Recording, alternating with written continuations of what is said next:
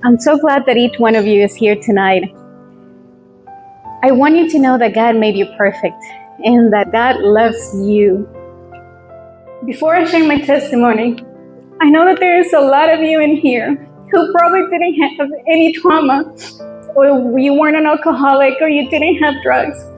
And you may think that you don't have a powerful testimony. So tonight, I want to tell you that you actually have the most powerful testimony. You didn't have to touch the fire in order to know that it was bad. You didn't have to get hurt to know that it will cause you pain. You loved and feared the Lord so much that you were able to keep all the commandments. You didn't have to test it. You didn't have to go out there and see if it would hurt in order for you to learn. When I share my testimony and I tell people that I was abused at the age of 10, they automatically know that I was the victim. But what about the other person? What about the perpetrator? Do we ever think about that person? Do we ever go back and ask, what happened to him? Why did he do what he did? Do we ever go back and pray and find out? In this story, that guy actually grew up in a world where his great-grandmother and his grandparents, they were very famous prostitutes, so they were known for their talents.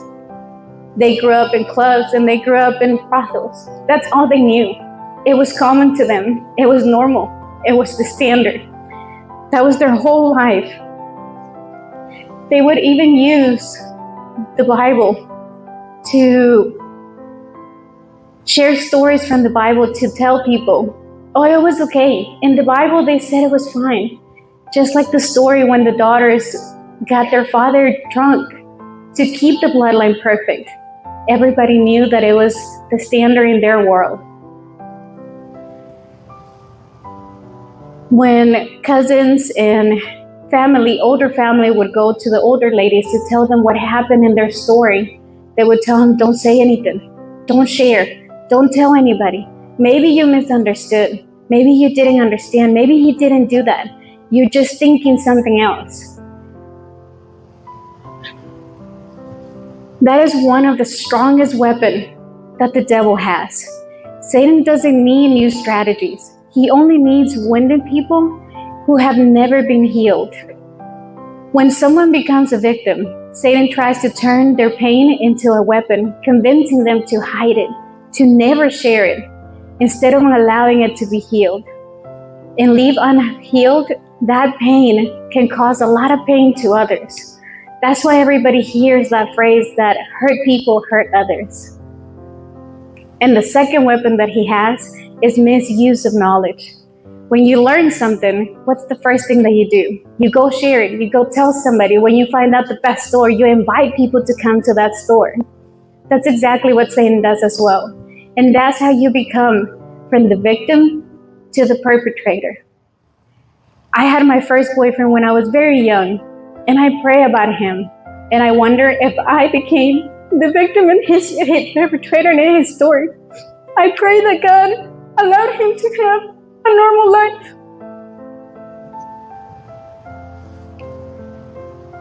My mom took me to every psychologist, every psychiatrist you could think of, homeopathic therapy, regressions. I remember going up the stairs to one of the clinics, and the clinic said, high-risk kids. And I looked at my mom, and I told her, am I a bad person? Am I the evil one? And my mom just looked at her and she was like, no, you're just healing. I never understood God's design. I never understood what Genesis or Proverbs or 1 Corinthians said about relations and how to love and how God intended relationships to be. Right now, we see how there's very young girls who are dating and parents are okay with that. They haven't gone to see what God says about that. They allow dating like it's an accessory. I'm dating this guy today, I'm dating the other one next week, and the parents help them. The parents allow that to happen. And that wasn't God's intended design. That wasn't what he created when he said a husband and a wife only to be together. I remember a young guy here at the church. He was sharing his testimony, and he said that he would only date the person that he would marry. And I remember looking at him and telling him, "Oh, poor you, you're gonna miss out on life." He actually knew God's design. I didn't know God's design. He knew exactly what God expected from him. And just like Romans 6:23 says that all sins lead to death, that's exactly what happened to my baby. I chose what was best for him. I chose to end his life because it wasn't convenient for me at my time. It was going to ruin my plans without going back to check to God's design. Every sin leads to brokenness. And just like you see those arrows, it's not just one thing. It turns into 5, 6, 7, 10 more things.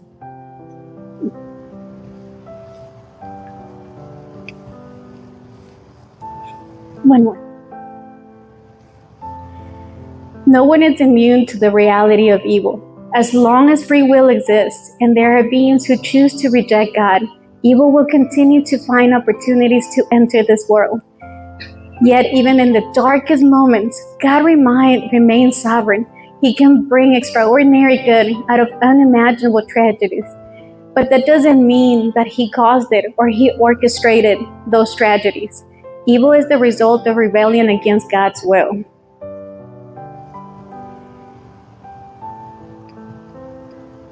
Even before I met God, even before I gave my life to him, God allowed me to have 2 amazing daughters. His mercy and his grace, it's so unbelievable that he would still give me another chance. We were so happy when our second baby was born, but just a few days later, we found out that she was diagnosed with a genetic disorder. It's a rare genetic disorder.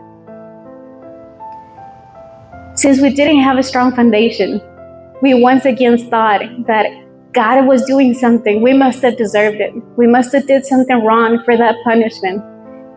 But we didn't know that God was going to use that to finally find a church. I didn't know my husband was praying for years for us to finally find a church. For a whole week, I went through every daycare in Pearland, and they wouldn't take Amberly because of the liability. Then I walked into Eagle Heights, and I remember walking into the receptionist, and they were all so nice, which was rare to me. They were so sweet, and they walked around, and they said, "Yes, don't worry. Anything that Amberly has, we'll take care of it. God will provide. God will help us. Just bring her here, and she'll be perfect." So I went back home, and I told Saulo, maybe they're going to charge us double because they were too nice. Something's wrong with them. I don't know what's happening. But her and her friends, the people that Amberly and Mia met, their parents invited us to church. And that is how we started coming to church. Because they wanted to spend time with those little girls every hour, every day. And the parents got to know us and invite us to the church. So we finally found a church. And just a year later, after we found a church, Saulo and I were baptized here at this church. But that wasn't the biggest blessing. The biggest blessing was that God sent 2 angels to our lives, Mr. John and Ms. Robbie. When we met them, every single time that Mr. John would talk about Jesus, he would cry. And I wanted to find out why. Who was that Jesus that he was crying about? And Ms. Robbie will tell us, "Come to our house. I cooked for you. Let me love you." I used to tell my parents, I don't think people invite you to their house just because. There is something wrong again with them. Until we learned that that was Jesus' love. They spent 2 years with us going through the entire Bible, teaching us everything that we had to know. And that didn't just impact us, it also impacted my parents and Saulo's family.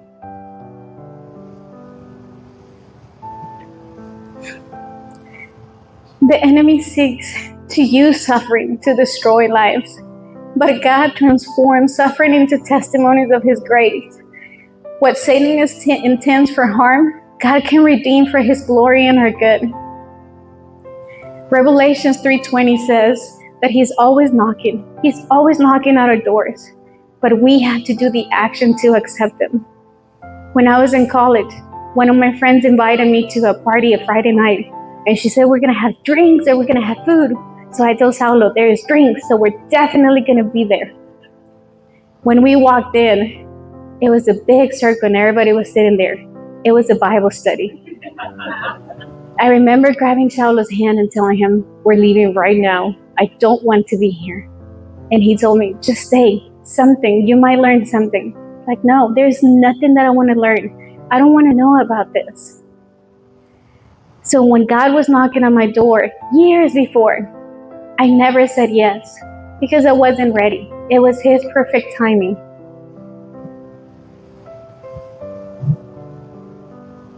God allowed me to put every step that I use into a book so I can share it with others. I had to learn that God made me perfect. I was the one that messed up his design. He didn't make me imperfect. I also had to learn that all sins lead to death, and God doesn't have levels of sins. He doesn't have medium, small, large, extra large. To him, all is the same. I had to learn how to live every single day with the fruits of the Spirit. Every action, every thought, every feeling. If it's not a fruit, I couldn't do it. I had to learn how to count my blessings, even in the hardest times of my life, and how to love unconditionally, the exact same way that he loved me. How to forgive and forget. And he reminded me that tomorrow is too late. Today is the last day that I could share with somebody, because I don't know what's going to happen tomorrow. What Mr. John and Ms. Robbie did for me, I wanted to be available for everybody, every girl in the schools, every boy in the schools. There's a few advocates who have helped me put a website together where kids go in there and they just talk. They just talk to somebody, because that's what I needed in my life. I needed somebody to guide me, and not the guidance that tells you everything's going to be okay. No, the guidance that tells you Jesus will help it be okay. Jesus is the way for you to live your life. Jesus is the only way. That's the website if anybody's interested in becoming an advocate, and I have some copies of my book over there as well.